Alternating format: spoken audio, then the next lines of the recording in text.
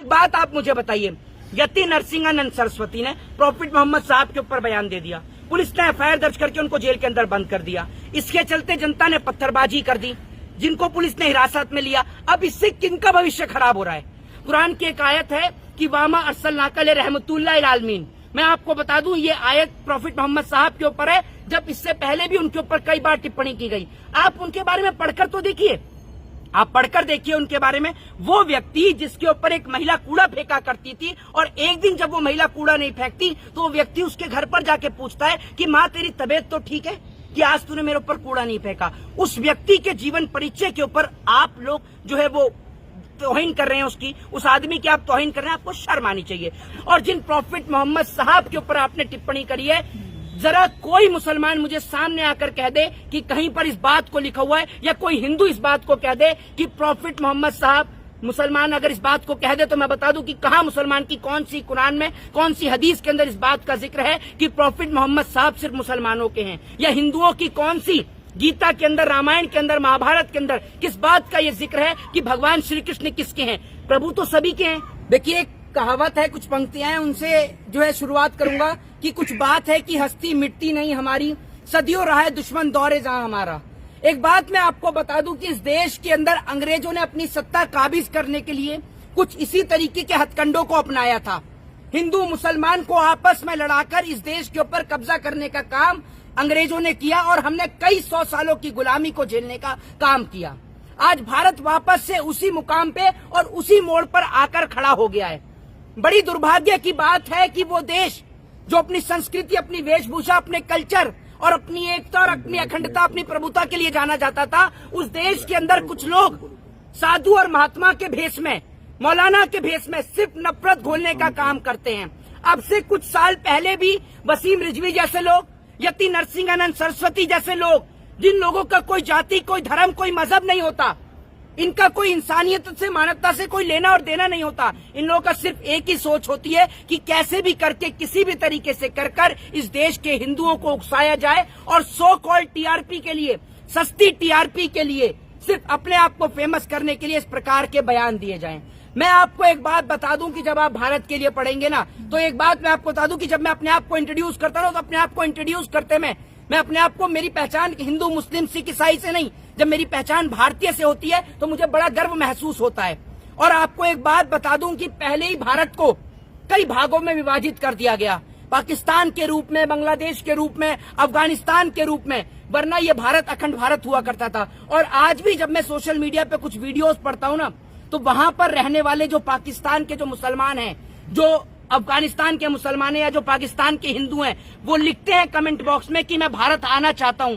मैं भी भारत में, अगर मुसलमान है तो लिखता है कि मैं भी भारत में आकर अजमेर शरीफ के दर्शन करना चाहता हूं, मैं भी भारत में आकर कुतुब मीनार को, आगरा के ताजमहल को देखना चाहता हूं। अगर एक हिंदू है तो वो ये कहता है कि मैं भारत में आकर, मैं भी जो है भगवान श्री कृष्ण के दर्शन करना चाहता हूं, मथुरा वृंदावन आना चाहता हूं, अयोध्या प्रभु श्री राम की धरती पर आना चाहता हूं। अगर एक सिख है तो वो कहता है कि मैं स्वर्ण मंदिर, गोल्डन टेम्पल आना चाहता हूं। तो ये खूबसूरती भारत की है, ये खूबसूरती हमारे देश की है, जिस खूबसूरती के अंदर नफरत का जहर घोला जा रहा है। अरे आप सोचकर देखिए, कितना सुंदर, कितना खूबसूरत ये भारत है। और जिन प्रॉफिट मोहम्मद साहब के ऊपर आपने टिप्पणी करी है, जरा कोई मुसलमान मुझे सामने आकर कह दे कि कहीं पर इस बात को लिखा हुआ है, या कोई हिंदू इस बात को कह दे कि प्रॉफिट मोहम्मद साहब, मुसलमान अगर इस बात को कह दे तो मैं बता दूं कि कहां मुसलमान की कौन सी कुरान में, कौन सी हदीस के अंदर इस बात का जिक्र है कि प्रॉफिट मोहम्मद साहब सिर्फ मुसलमानों के हैं, या हिंदुओं की कौन सी गीता के अंदर, रामायण के अंदर, महाभारत के अंदर किस बात का ये जिक्र है कि भगवान श्री कृष्ण किसके हैं? प्रभु तो सभी के हैं, भगवान तो सभी के हैं, अल्लाह तो सभी के हैं। उनको मानने का हमारी संस्कृति, हमारा धर्म, हमारा मजहब, हमारी पूजा पद्धति वो अलग हो सकती है, लेकिन हमारा सबसे बड़ा धर्म, हमारा सबसे बड़ा मजहब इंसान और इंसानियत का है।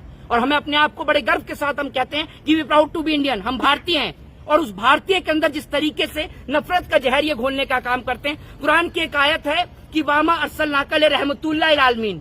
मैं आपको बता दूं, ये आयत प्रॉफिट मोहम्मद साहब के ऊपर है, जब इससे पहले भी उनके ऊपर कई बार टिप्पणी की गई। आप उनके बारे में पढ़कर तो देखिए, आप पढ़कर देखिए उनके बारे में। वो व्यक्ति जिसके ऊपर एक महिला कूड़ा फेंका करती थी, और एक दिन जब वो महिला कूड़ा नहीं फेंकती तो वो व्यक्ति उसके घर पर जाके पूछता है कि माँ तेरी तबीयत तो ठीक है कि आज तूने मेरे ऊपर कूड़ा नहीं फेंका। उस व्यक्ति के जीवन परिचय के ऊपर आप लोग जो है वो तौहीन कर रहे हैं उसकी, उस आदमी की आप तौहीन कर रहे हैं, आपको शर्म आनी चाहिए। दूसरी सबसे बड़ी बात कि जब आप हिंदू रिलीजन में आपने धर्म लिया, हिंदू रिलीजन में जब आपने जन्म लिया, तो आप हिंदू धर्म के ऊपर चर्चा करिए ना।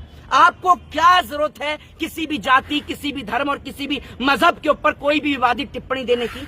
ये बात मैं इस देश के हिंदुओं को भी समझाना चाहता हूं कि आप सोच कर देखिए, अगर हम उनके प्रॉफिट मोहम्मद साहब के ऊपर कोई टिप्पणी करेंगे तो कल को वो भी हमारे ऊपर कोई टिप्पणी करेंगे।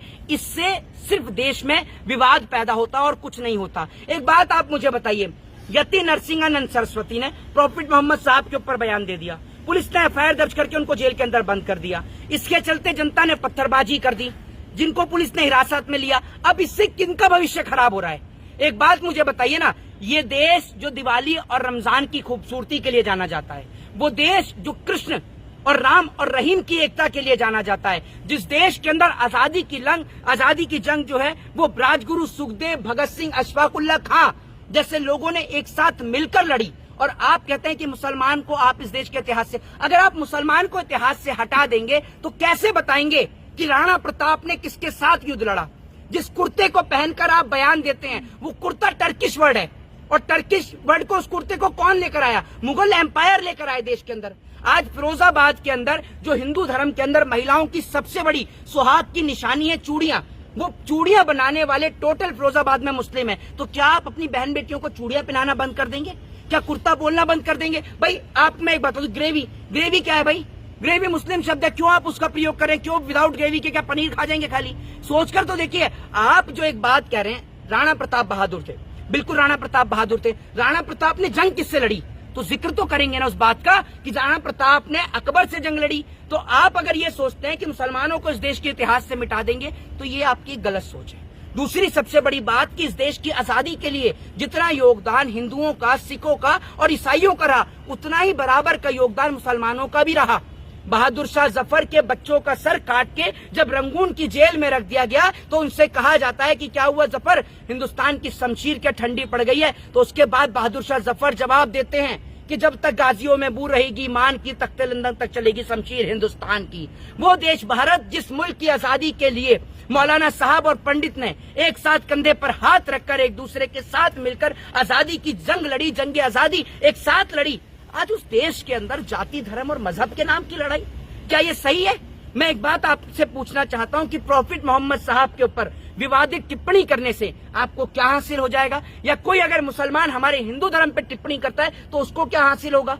ये सब चीजें सिर्फ देश में नफरत पैदा करती हैं। और मैं आपको समझाना चाहता हूं कि ये देश बटा पाकिस्तान के नाम पर, बटा बांग्लादेश के नाम पर और बटा अफगानिस्तान के नाम पर और बटा सिर्फ सियासती लोगों के चक्कर में, सिर्फ कुछ चंद सियासती लोग जिन्होंने अपने फायदे के लिए कह लीजिए या फिर एक मुस्लिम राष्ट्र बनाने के लिए कह लीजिए, कैसे भी करके देश को अलग किया। भारत जब बना, भारत के अंदर जो पूर्वज, जो भारत के जो लोग रुके, भारत को छोड़ के सिर्फ मुसलमान ही नहीं गए, बहुत सारे हिंदू भी पाकिस्तान में रहते हैं, बहुत सारे हिंदू रहते हैं। बांग्लादेश में सिर्फ मुसलमान नहीं रहते, बांग्लादेश में हिंदू भी रहते हैं। तो जिसको जहां पसंद आया रहना वो वहां रहा।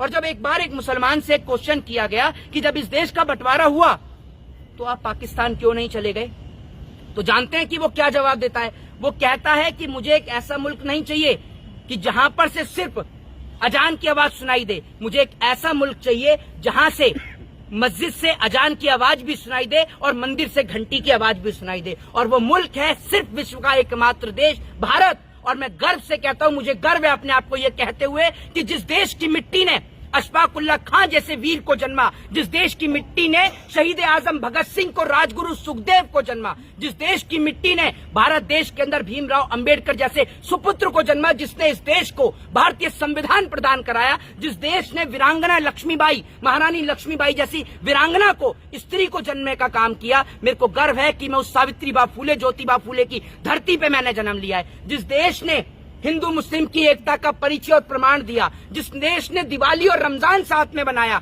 जिस देश ने होली और ईद साथ में बनाई, जिस देश ने जन्माष्टमी और मुहर्रम एक साथ में बनाया, मैं उस देश की मिट्टी में जन्म लेता हूं। अगर हमारे नवरात्रे चलते हैं तो मुसलमानों के रोजे भी आते हैं, अगर हमारी दिवाली आती है तो उनकी ईद भी आती है। और यही खूबसूरती भारत देश की है। कल जब मैं कुछ लोगों के बीच में बैठा था तो वो मेरे से बोलते हैं कि कि मैं जा रहा हूं। तो मैंने उनसे कहा कि आप इतनी जल्दी क्यों जा रहे हैं, अभी तो 11 साढ़े 11 ही हुए। तो बोले कि बच्चों को जो है वो रामलीला का मेला दिखाने लेके जाना है। एक मुसलमान ये कह रहा है कि उसे अपने बच्चों को रामलीला का मेला दिखाने जाना है। तो ये देश सिर्फ एकमात्र ऐसा देश है, वरना नवरात्रि के पावन माँ दुर्गा के पर्व चल रहे हैं, माँ दुर्गा के नवरात्रे चल रहे हैं। चले जाइए आप किसी और देश में, घूम आइए दुबई, घूम आइए इराक, घूम आइए कुवैत, घूम आइए पाकिस्तान, घूम आइए बांग्लादेश, कहीं भी घूमे आइए, लेकिन कहीं पर भी आपको भारत जैसी रौनक देखने को नहीं मिलेगी। जहां आपको जितना खूबसूरत भारत नवरात्रि और दिवाली पर रहता है, उतना ही खूबसूरत भारत ईद पर भी सस्ता है, रमजान पे भी सस्ता है। रमजान के पूरे 1 महीने बाजारों में रौनक रहती है और बहुत सारे हिंदू परिवार के लोग अपने बच्चों को जब ईद होती है तो मेले में घुमाने लेकर जाते हैं। ये खूबसूरती भारत की है। आज भी बहुत सारी बहनें मुस्लिम भाइयों की कलाइयों पर राखी बांधती हैं, लेकिन कुछ लोगों की गंदी सोच, जो घृणा भरी सोच है, उसके चलते पूरा देश बदनाम हो रहा है। और कुछ लोगों की वजह से, मात्र चंद लोगों की वजह से इस देश के अंदर मुसलमानों को, हिंदुओं को, सिखों को और ईसाइयों को सबको बदनाम होना पड़ता है। जी, सवाल ये है कि सर यति नरसिम्हा सन का क्या सजा है, क्या उसको गिरफ्तार किया जाए, क्या सजा है? देखिए, एक चीज मैं आपको बता देता हूँ, ये पहले एक पूरी टीम थी जिसमें वसीम रिजवी भी था, यति नरसिंहानंद भी, सरस्वती भी था। कुछ चंद पैसों को लेकर इनका बड़ा हैवी विवाद हुआ, जिसके बाद टुकड़े टुकड़े में बट गए। उसके बाद कुछ खातिरदारी, ऐसा भी बताया गया था कि बढ़िया खातिरदारी जो है वो पुलिस ने भी करी, बढ़िया ऐसी खातिरदारी करी कि मुझे तो ऐसा लगता है कि बैठ भी नहीं पा रहे थे, काफी तकलीफ महसूस हो रही थी। तो असल में क्या है ना कि जो कुछ ऐसे जानवर होते हैं ना जिनको समझाना थोड़ा मुश्किल होता है, जो प्यार की भाषा नहीं समझते, तो वो उनको क्या है, थोड़ा सा डोज दी जाती है। एक सीरियल आता है, उसमें आपने देखा होगा, उसमें एक सक्सेना नाम का व्यक्ति है, उस सीरियल का नाम है भाभी जी घर पे हैं। उसमें एक सक्सेना नाम का व्यक्ति है, जब उसको चांटा पड़ता है ना तो उसको अच्छा लगता है, तो उनकी जो है इसी तरीके से खातिरदारी करी जाती है। तो कुछ देश में ना इसमें ऐसे ही लोग हैं जो बहुत ढीठ लोग हैं, जिनको आदत हो गई है इस तरीके की घटना करने की, और उसके बाद पुलिस से जो है लाठी डंडे सहन करने की, जेल जाने की उनकी आदत हो गई है। और सो कॉल्ड टीआरपी कमाने के लिए तो आजकल लोग प्रॉफिट मोहम्मद साहब पर टिप्पणी कर ही रहे हैं। कभी महाराष्ट्र में कर देते हैं, कभी नूपुर शर्मा कर देती हैं, कभी यति नरसिंहानंद सरस्वती। लेकिन देश के लोगों से निवेदन है कि हम भारतीय होने पर हमें गर्व है। भारत एक था, एक है और सदैव एक रहेगा। जय हिंद, जय भारत, वंदे मातरम।